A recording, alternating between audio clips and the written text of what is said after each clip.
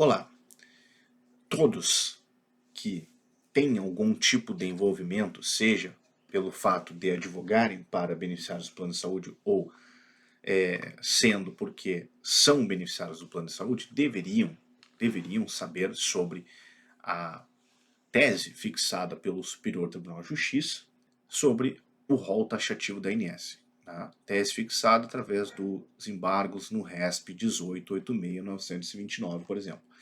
Essa tese fixada pelo Superior Tribunal de Justiça, ela vincula, eu não concordo muito com esse termo, vincula, porque eu sou ainda da moda antiga no processo, né? Enfim, mas é o que tem prevalecido hoje. Então essas decisões proferidas pelo STJ, teses, enfim, acabam vinculando os demais tribunais. Mas, enfim, a gente precisa saber disso porque essa tese, então, está sendo replicada nos tribunais e o que importa para nós aqui, o que eu gostaria de discutir, é apenas o tópico 4, especialmente o item 2, que é o mais usual, que é o que mais vem sendo cobrado nos tribunais para superar, então, a inexistência de incorporação daquela tecnologia buscada no processo judicial, né? Já que não consta no rol taxativo da ANS. Pois bem, trata-se então do item 2 do tópico 4 dessa tese, que fala sobre a comprovação da eficácia do tratamento à luz da medicina baseada em evidências. Por que eu estou chamando a atenção para isso? Bom, primeiramente eu gostaria de recomendar aqui, ó, esse livrinho é muito bom mesmo, um livro barato, um livro que trabalha toda a estrutura da medicina baseada em evidências do professor José Nunes Alencartes. Como interpretar artigos científicos. Então, por que eu chamo a atenção para este fato? Porque quando a gente fala à luz da medicina baseada em evidência, a gente precisa saber o que é a luz da medicina baseada em evidência, né? Porque existem inúmeras formas de estudos. Então a gente pode ter estudos randomizados, estudos não randomizados, a gente pode ter estudos de longa duração, estudos curtos. A gente precisa, né, destrinchar o que é isso. Bom, acredito eu que o que vai se exigir, pelo menos no, no STF, né, no tema, salvo engano, número 1036, que definiu agora que o Estado não é obrigado a fornecer então medicamentos que não estão incorporados no SUS, de forma pontual se exigiu que para superar então a não incorporação de uma tecnologia ao Sistema Único de Saúde é preciso que os estudos sejam de longa duração, randomizados e revisados. Significa dizer, na prática, que nós estamos falando do topo da medicina baseada em evidências. Esses são os estudos mais completos que a medicina pode trazer. Não sei se é isso que o STJ quis dizer aqui, à luz da medicina baseada em evidências. Né? Faltou talvez complementar isso, mas acredito que é isso que vai ser cobrado. Mas por que eu estou falando sobre isso aqui, né? Porque sim, eu gostaria de refletir ou propor uma reflexão sobre isto. Para mim, essa decisão é extremamente errada. Extremamente errada. Pelo seguinte ponto. Vejamos bem, nós estamos falando aqui, quando falamos de medicina baseada em evidências, de uma complexidade enorme. Muitas vezes nem os profissionais da saúde conseguem interpretar a medicina baseada em evidências. Outra coisa que eu gostaria de chamar a atenção, esse livrinho aqui que eu recomendei, do José Nunes Alencar, fala uma coisa que é extremamente importante. A gente precisa entender que a. Vou tomar cuidado aqui para tentar acertar a frase que ele fala, mas a gente precisa entender o seguinte, que a ausência de evidências não significa a evidência de ausência. Algo assim. Eu não sei exatamente qual é a fala, mas eu sei o significado. O que o professor está querendo dizer é que muitas vezes, por vários critérios enviesados, não se faz o estudo sobre uma determinada tecnologia de saúde. Então, por exemplo, por interesses farmacêuticos, por interesses governamentais, não se faz um estudo. Por exemplo, se eu tenho, a partir da indústria farmacêutica, a utilização de um medicamento quase que em monopólio e surge uma alternativa, né, eu evidentemente não vou querer que se faça um estudo daquela alternativa. Por quê? Porque na indústria eu estou lucrando com aquela única alternativa disponibilizada até então para atender, né, a saúde, a demanda de saúde. Então, nós temos que entender que muitas vezes o fato de não existir estudos não quer dizer que aquela tecnologia solicitada não tenha evidência, porque para haver estudo é preciso de um impulso, é preciso de um interesse para fazer um estudo. Ninguém vai fazer um estudo do nada. Então, isso é extremamente importante de compreender, porque estou tentando ser bem cuidadoso aqui para que isso fique muito bem compreendido. Eu não ter estudos, e aí entra esses vieses que eu estou falando, não quer dizer que aquela terapia não tem eficácia. Por quê? Porque como que eu vou saber se aquela terapia funciona para uma pessoa se não há estudo? Não tem como. Não tem como. Assim como um estudo, né, que diz que a tecnologia não tem eficácia, também não pode ser considerado de forma literal. Por quê? Porque o estudo pode ser ruim, o estudo pode ser encomendado, enviesado, como por exemplo, uma indústria farmacêutica, pode muito bem encomendar, até um governo também pode também encomendar um estudo para que, de forma enviesada, para que aquela tecnologia X que está sendo estudada tenha, né, uma comprovação de ineficácia, porque ela quer manter um determinado medicamento em circulação, que traz mais recursos, enfim. Então a gente tem várias formas de haver vieses. O próprio Estado pode encomendar um estudo para que não seja comprovado a eficácia do tratamento e não venha a ser condenado judicialmente ou até ter que incorporar a tecnologia. Então pode encomendar. E eu já vi isso acontecer. Tá? Na prática, eu já vi isso acontecer. Há um estudo recente encomendado pelo Sistema Único de Saúde, feito pelo, se não me falha a memória, pelo hospital. Eu vou estar sendo aqui, eu teria que trazer essa informação de forma mais concreta, mas, salvo engano, eu acho que é o Hospital Albert Einstein ou Sírio-Libanês, que é, assim, realizou um estudo sobre terapias envolvendo autismo, fez uma recomendação no final, mas o estudo todo, toda a estrutura do estudo que foi encomendado pelo Sistema Único de Saúde mostra de forma muito inequívoca um enviesamento. Mas, enfim, o que eu quero dizer é que como que a gente vai superar isso, né? A hipótese de não haver um estudo. Quer dizer que não há um estudo, aquela tecnologia está funcionando para aquela pessoa, mas ainda assim o plano de saúde não vai ser obrigado a fornecer? Então vou dar um exemplo aqui. Vamos supor que uma determinada pessoa, tá? Vamos supor que uma determinada pessoa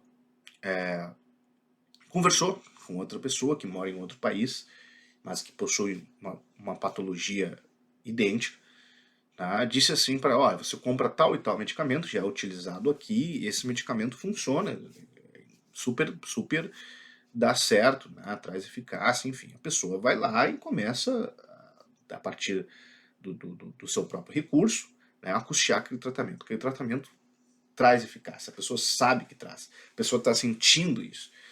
E aí, então, ela diz assim, pô, peraí um pouquinho, eu tenho um plano de saúde, eu vou buscar isso na justiça.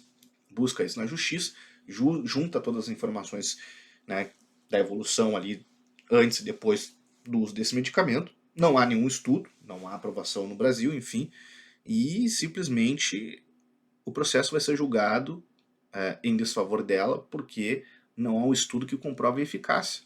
Sim, não há um estudo que comprove a eficácia, mas a eficácia está sendo comprovada de forma concreta, ela está trazendo informações que há eficácia naquele tratamento em relação a ela, e é isso que deveria importar.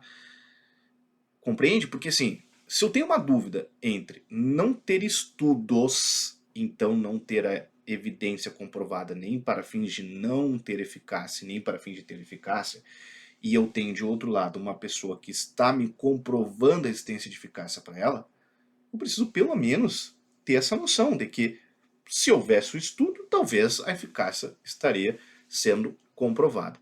Então isso é extremamente importante de trabalhar aqui nesse ponto 2 da tese, porque eu entendo que há uma impropriedade, é uma coisa que os tribunais vêm deixando passar, o próprio STJ vem deixando passar, e isso tem prevalecido. As pessoas estão ficando sem os tratamentos, estão ficando sem os medicamentos, estão ficando sem, né, as tecnologias de saúde em razão dessa decisão.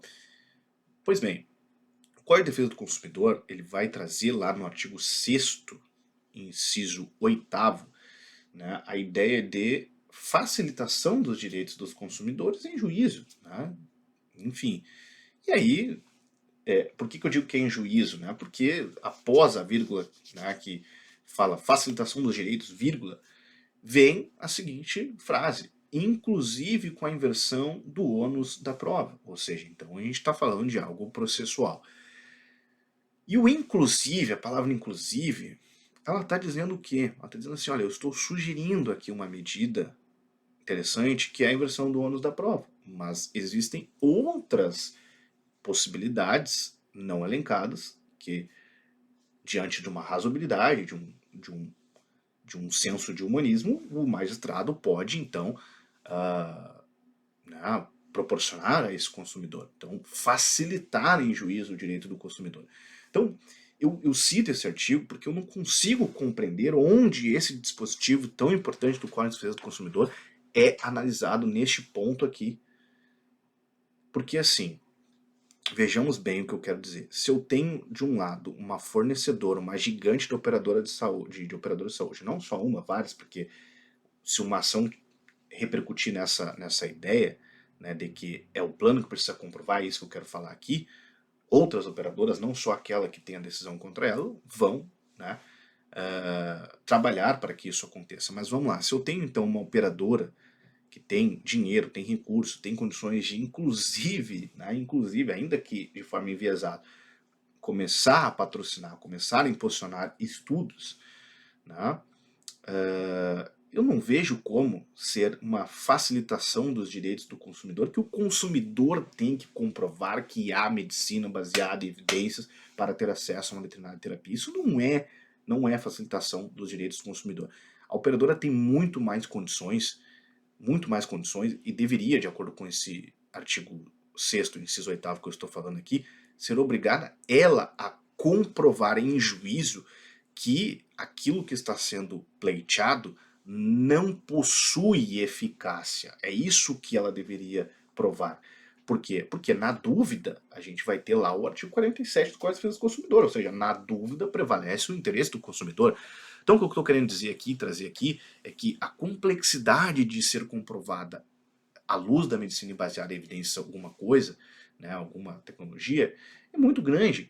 E de acordo com o artigo 6º, inciso 8º do Código de Defesa do Consumidor, na minha opinião, haveria, né, com base nesse artigo, a necessidade de inverter esse ônus, de dizer, olha, você operadora que tem recursos, que tem pertinência temática, trabalha na área da saúde, né, e tem a obrigação de dar uma informação adequada aos seus consumidores, precisa, para poder negar esse tratamento, provar que há ineficácia no tratamento. Trazer estudos que comprovem a ineficácia. Por quê? Porque se eu não tenho estudos que comprovam a ineficácia, eu não sei se ineficácia há.